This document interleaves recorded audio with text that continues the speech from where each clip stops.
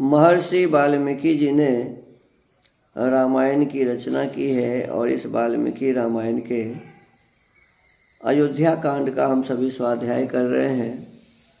इस अयोध्या कांड में द्विषष्टितमः सर्गः, आज 62वें सर्ग का स्वाध्याय करेंगे। पिछले सर्ग में बताया गया था कि कौशल्या के बहुत कठोर वचन कहने के बाद पिछले समय के कुछ कथा कहानी, अपने जीवन के कुछ दुष्कर्मों की कहानी महाराज दशरथ को याद आ गई और वो अत्यंत ही दुखी हो गए। आगे फिर कौशल्या जी कहती हैं, एवं तु क्रुद्धया राजा राम मात्रा शोकया श्रावितः परुषं वाक्यं चिंतयामास दुखितः।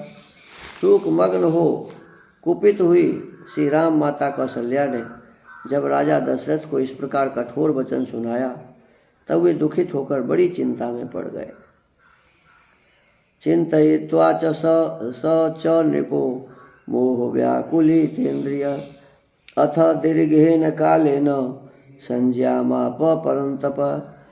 चिंतित होने के कारण राजा की सारी इंद्रियां मोह से आच्छन्न हो गईं।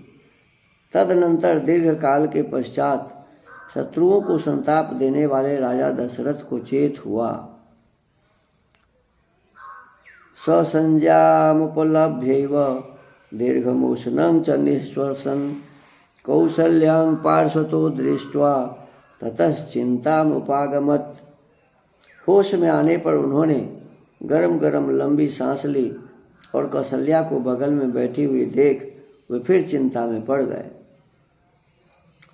तस्य चिंतयमानस्य प्रत्यभात कर्म दुष्कृतं यदनेन कृतं पूर्व मज्जानात् शब्द वेधिना।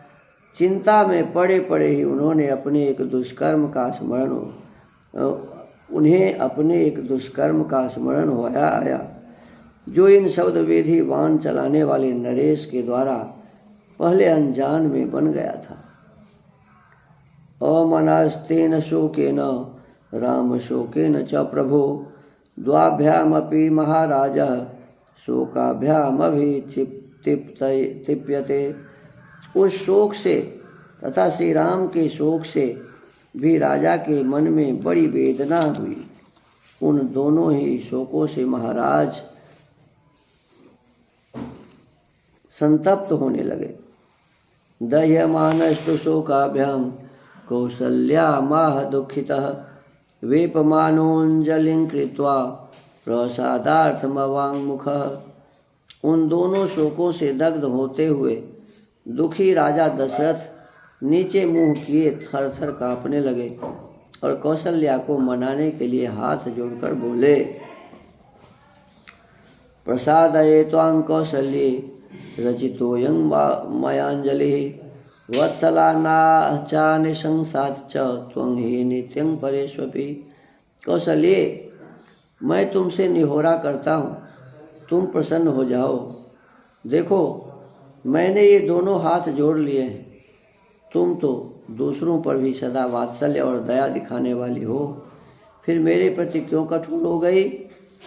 ऐसे हाथ जोड़कर महाराज दशरथ कौशल्या के उस कठोर वचन को सुनकर कहती है कि आप में से क्यों नाराज हो गई? भर्ता तु खलु नारीणां गुणवान निर्गुणोऽपि वा धर्मं विमृशमानानां प्रत्यक्षं देवी दैवतम। देवी, पति गुणवान हो या गुणहीन, धर्म का विचार करने वाली सती नारियों के लिए वह प्रत्यक्ष देवता है। सात्वं धर्मपरा नित्यं दृष्टलोक परावरा नार्हसि विप्रियं वक्तुं दुखितापि सुदुखितम्। तुम तो सदा धर्म में तत्पर रहने वाली और लोक में भले बुरे को समझने वाली हो। यद्यपि तुम भी दुखित हो, तथापि मैं भी महान दुख में पड़ा हुआ हूँ। अतः तुम्हें मुझसे कठोर वचन नहीं कहना चाहिए। तद्वाक्यं करुणं राज्य श्रुत्वा दीनस्य भाषितं कौसल्या व्यसृजद्बाष्पं प्रणाली व नवोदकम। दुखी हुए राजा दशरथ के मुख से कहे गए उस करुणाजनक वचन को सुनकर कौशल्या अपने नेत्रों से आंसू बहाने लगी, मानो छत की नाली से नूतन वर्षा का जल गिर रहा हो। सा मूर्धनि बद्ध्वा रुदति राज्य पद मिवांजलिम संभ्रमादब्रवीत पुत्रस्ता त्वरमाणाक्षरं वचः। वो अधर्म के भय से रो पड़ी और राजा के जुड़े हुए कमल सदृश हाथों को अपने सिर से सटाकर घबराहट के कारण शीघ्रतापूर्वक एक एक अक्षर का उच्चारण करते हुए बोली, प्रसीद से शिरसा याचे भूमौ निपतितास्मि ते याचितास्मि तदा हता देव क्षन्तव्याहं नहीं त्वया। देव, मैं आपके सामने पृथ्वी पर पड़ी हूँ, आपके चरणों में मस्तक रखकर याचना करते हूँ। आप प्रसन्न हो। यदि आपने उल्टे मुझसे ही याचना की तब तो मैं मारी गई।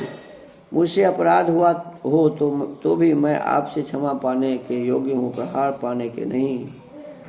नैषा ही सा स्त्री भवती श्लाघनीयेन धीमता उभयोर्लोकयोर्लोके पत्यायासं प्रसाद्यते।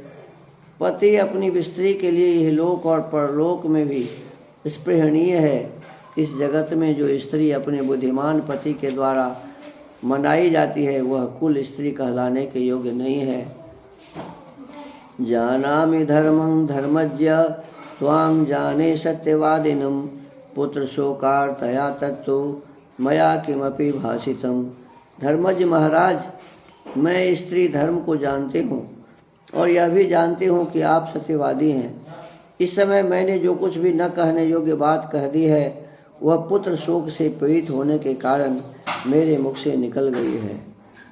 शोको नाशयते धैर्यं शोको नाशयते श्रुतम शोको नाशयते सर्वम नास्ति शोक समो रिपुः। शोक धैर्य का नाश कर देता है, शोक शास्त्र ज्ञान को भी लुप्त कर देता है तथा शोक सब कुछ नष्ट कर देता है। अतः शोक के समान दूसरा कोई शत्रु नहीं है। शक्य मापतितः सोढ़ुं प्रहारो रिपुहस्ततः सोढ़ुमापतितः शोकः तो सूक्ष्मोपि न शक्यते। शत्रु के हाथ से अपने ऊपर पड़ा हुआ शस्त्रों का प्रहार सह लिया जा सकता है, परंतु दैववश प्राप्त हुआ थोड़ा सा भी शोक नहीं सहा जा सकता। वनवासाय रामस्य पंचरात्रोत्र गण्यते यह शोक हतहर्षायाः पंचवर्षोपमो मम। श्री राम को वन में गए आज 5 रातें बीत गईं। मैं यही गिनती रहती हूँ। शोक ने मेरे हर्ष को नष्ट कर दिया है, अतः ये 5 रात मेरे लिए 5 वर्षों के समान प्रतीत हुई हैं। तंग ही चिन्तयमानाया शोकोऽयं हृदि वर्धते नदीनामिव वेगेन समुद्र सलिलं महत्।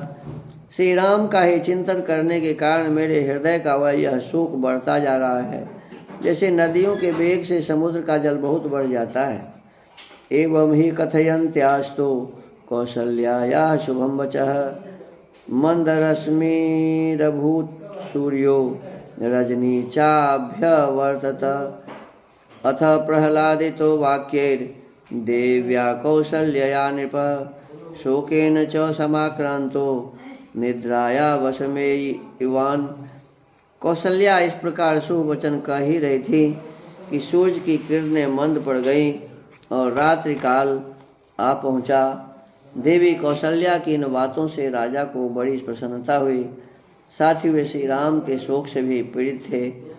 इस हर्ष और शोक की अवस्था में उन्हें नींद आ गई। आज 5 रात के पश्चात राजा को नींद आई है। अब इसके पश्चात कुछ श्रवण कुमार वाली कथा सुनाएंगे। तो आज के इस वाल्मीकि रामायण के इस प्रसंग को यहीं विराम देते हैं। नमस्ते। ओम।